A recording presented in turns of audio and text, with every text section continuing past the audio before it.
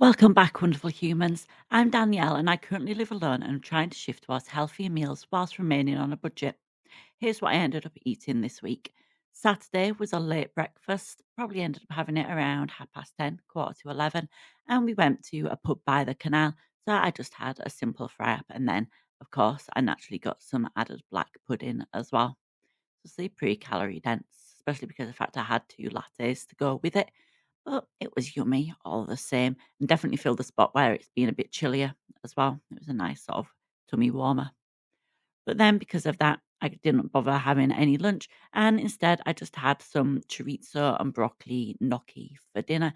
There's a little bit of cheese and everything added in there as well. And I had been getting a little bit better at making a note of all of the recipes and the quantities of things I use as I go along.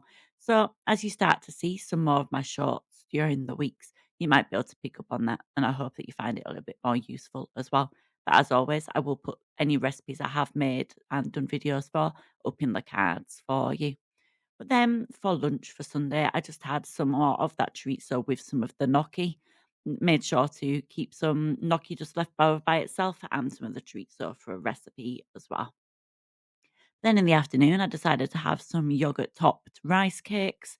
Obviously, pretty filling, and they have a nice little bit of sweetness to them as well. So it gave me that crunchy sweet kick that I sometimes find myself wanting. But then for dinner, I decided to give making one of the viral kebab recipes a go.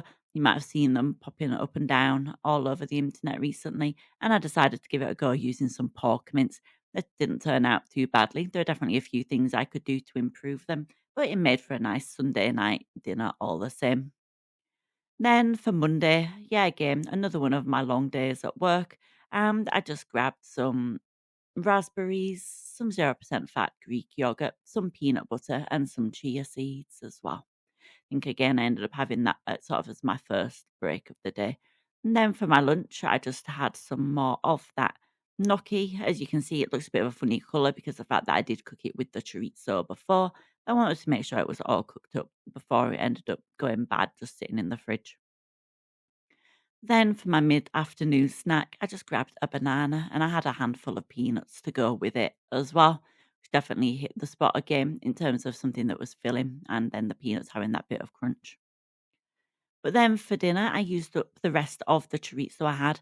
And whilst this doesn't look super appealing, it was very tasty. Just a chorizo and chicken sauce of stew with some other things mixed in there, sort of like mushrooms and onions and everything, but without the carbs, which, like I say, was just super tasty and felt pretty hearty on again another cold day as well.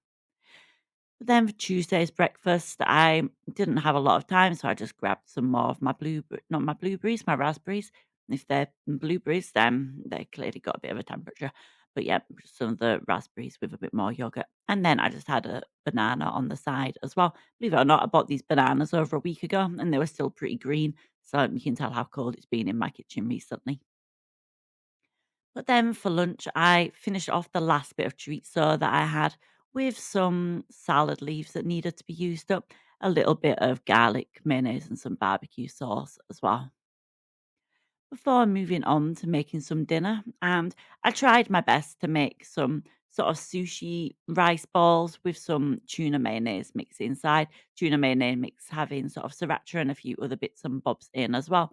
But as you can see, it didn't work out perfectly. I know I need to do better next time, but if you don't try, then you never know. And they were tasty enough.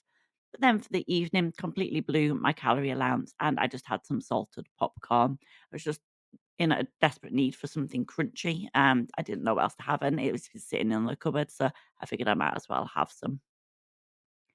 Wednesday's breakfast, again, nothing super different or special. This time it is actually with blueberries and some more Greek yogurt, some more peanut butter, and chia seeds as well.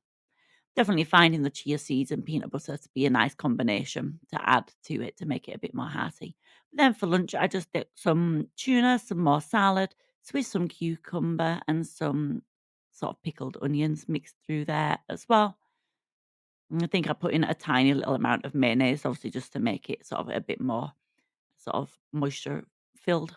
Then I had some easy peelers later on in the day. Find that I go through phases with liking easy peelers, and apparently I'm in one of those at the minute.